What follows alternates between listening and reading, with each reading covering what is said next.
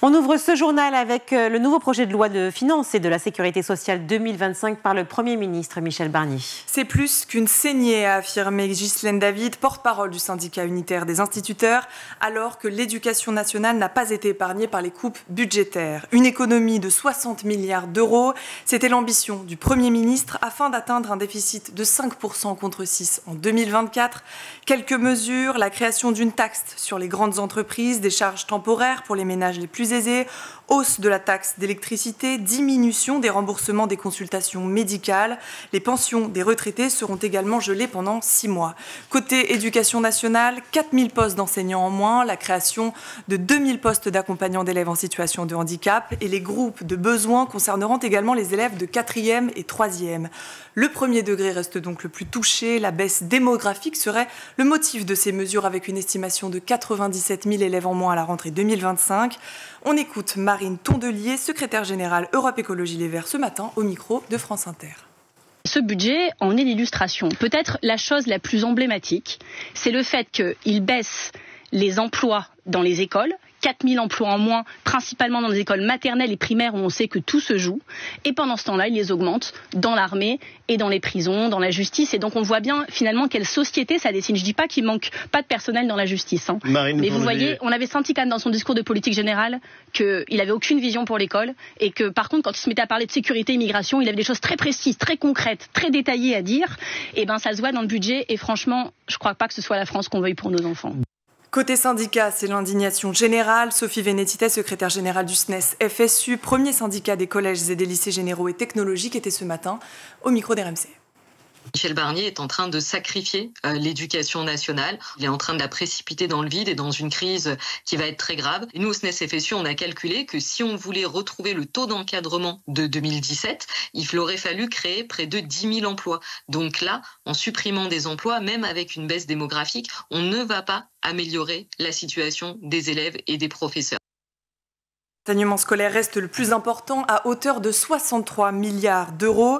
Quant à la ministre de l'Éducation, Anne Genetel, ne s'est toujours pas exprimée suite à ces annonces. Ce vendredi 11 octobre, c'est la journée internationale de la fille, lancée en décembre 2011 par l'Assemblée générale des Nations unies. Et le projet de loi de finances 2025 vient de proposer de nouvelles mesures en faveur des politiques prioritaires. Parmi celles-ci, la création d'emplois afin de renforcer l'accueil des enfants en très petite section au sein des quartiers prioritaires de la ville. Chaque année, l'UNESCO célèbre la Journée internationale des filles. Le thème 2024, la vision des filles pour l'avenir. Objectif, leur permettre un avenir stable et florissant. Voici ce que confiaient de jeunes élèves au micro de Maëlle Prévost sur France Inter.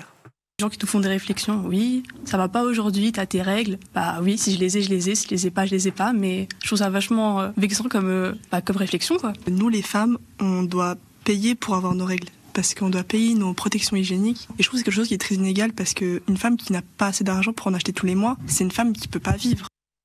L'association Capital Filles, qui accompagne collégiennes et lycéennes issues des quartiers prioritaires à l'aube de la carrière professionnelle, vient de publier un baromètre de confiance en partenariat avec Radio France. Interrogées sur la confiance en leur avenir, 78% des jeunes filles soutenues par leur environnement restent confiantes. Pour celles qui n'ont pas de soutien, seuls 55% restent confiantes. Ce baromètre souligne tout de même qu'une fille sur 2 estime avoir les mêmes chances que les garçons du même âge. Pour Elisabeth Chungui, présidente de l'association Capital Filles, c'est, je cite, un cri d'alerte, un appel à entendre les voix de celles qui sont trop souvent invisibilisées et absentes des débats publics.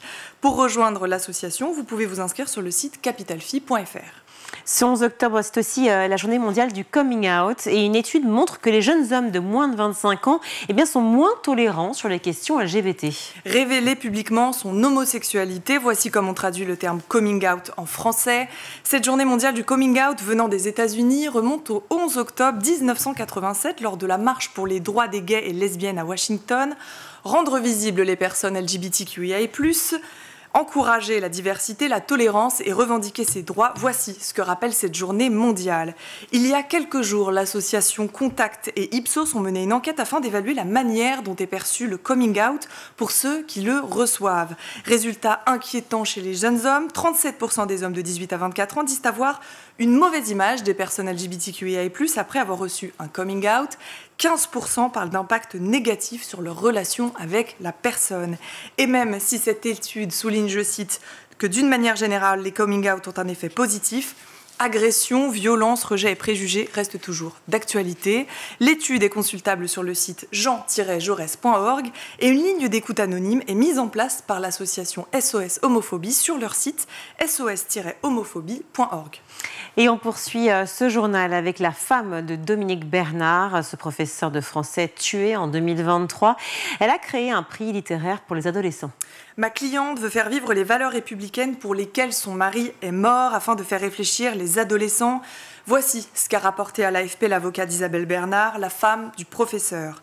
Pour rappel, Dominique Bernard, professeur de français, avait été poignardé le 13 octobre 2023 par un ancien élève se revendiquant de l'État islamique. Fin septembre, Isabelle Bernard a lancé le prix littéraire Dominique Bernard pour les classes de 4e, 3e et 2e pour les élèves d'Arras. Le thème de cette première édition est la tolérance.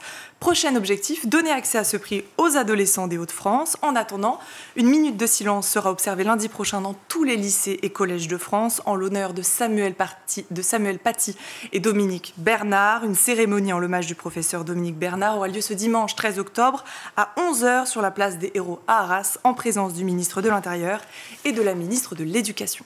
Et on termine ce journal avec cette semaine spéciale prix Nobel, avec l'annonce du prix Nobel de la paix dévoilé ce matin. Et le prix Nobel de la paix est attribué à l'organisation anti-armes nucléaires chinoise Nihon Hidankyo, récompensée pour son travail en faveur d'un monde sans armes atomiques.